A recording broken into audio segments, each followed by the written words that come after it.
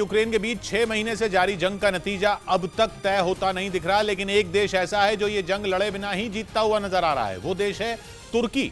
इस युद्ध ने पहले दिन से ही तुर्की के वारे नारे कर दिए हैं। अक्सर यह कहा जाता है कि जंग बस बर्बादी लाती है, उसमें विजेता कोई नहीं होता, लेकिन रक्षा विशेषज्ञों का मानना है कि तुर्की ने इस कहावत को गलत साबित कर दिया है।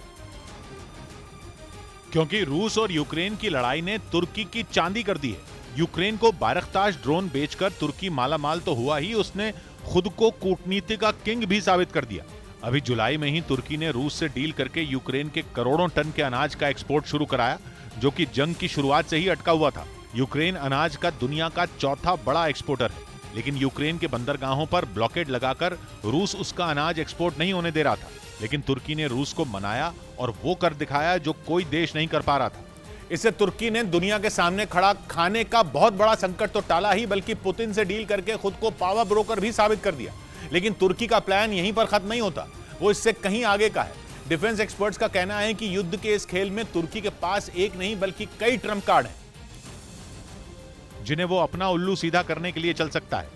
और यूरोप, नेटो, यहां तक कि अमेरिका को भी अपने आगे झुका सकता है। सबसे पहली बात तो यह कि दुनिया के नक्शे पर तुर्की की लोकेशन उसे बेहद अहम बना देती है। तुर्की वहां है जहां एशिया और यूरोप एक दूसरे से मिलते हैं। उसका एक पैर यूरोप में है तो दूसरा एशिया में।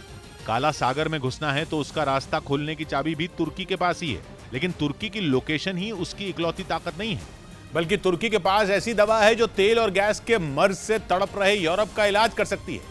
यूरोप ऊर्जा के लिए रूस के तेल और गैस के भरोसे है, और जंग की वजह से रूस ने उसे अपनी गैस सप्लाई काफी हद तक कम कर दी है। अब यूरोप का संकट यह है कि सर्दियां बस आने को ही हैं, और अगर उसे रूस की गैस का विकल्प नहीं मिला तो हाड़ कपा देने वाला जाड़ा उसे बेहाल कर देगा। इसलिए यूरोप किसी भी तरह गैस पाने के लिए हाथ पैर मार रहा है। इसी बात पर यहां सीन में आते हैं मध्य और पश्चिम एशिया।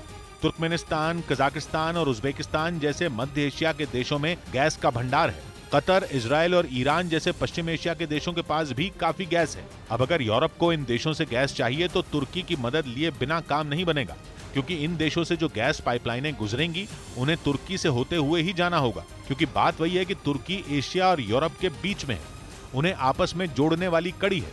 यानी तुर्की गैस ट्रांजिट हब बन सकता है और यूरोप को गैस दिला सकता है। इसलिए यूरोप चाहकर भी तुर्की को नाराज नहीं कर सकता। तभी तो रूस से गैस खरीदनी जारी रखने के बावजूद यूरोपियन यूनियन तुर्की का कुछ नहीं बिगाड़ पाया। यहां तक कि जुलाई और अगस्त में तुर्की के राष्ट्रपति ने 2 बार पुतिन से मुलाकात भी की, तब भी यूरोप कुछ नहीं कर पाया। हालांकि अगर इन पैतरों से भी बात नहीं बनी तो तुर्की के पास एक और हथियार है, और वो हथियार है शरणार्थी। यूरोप में बसने का सपना लिए जो लाखों शरणार्थी अफ्रीका और एशिया से भागते हैं, उन्हें भी तुर्की से ही होकर यूरोप पहुंचना पड़ता है। लेकिन यूरोपियन यूनियन से हुई रेफ्यूजी डील के तहत तुर्की अपने यहाँ ही उन शरणार्थियों को पनाह दे देता है और उन्हें यूरोप में बढ़ने नहीं देता। लेकिन इसकी एवज में तुर्की यूरोपियन यूनियन से सैकड़ों करोड़ यूरो वसूलता है।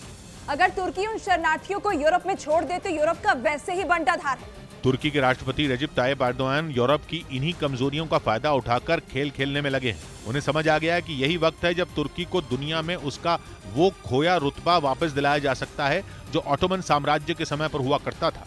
इसलिए लोहा गर्म देखकर उन्होंने वार कर दिया है।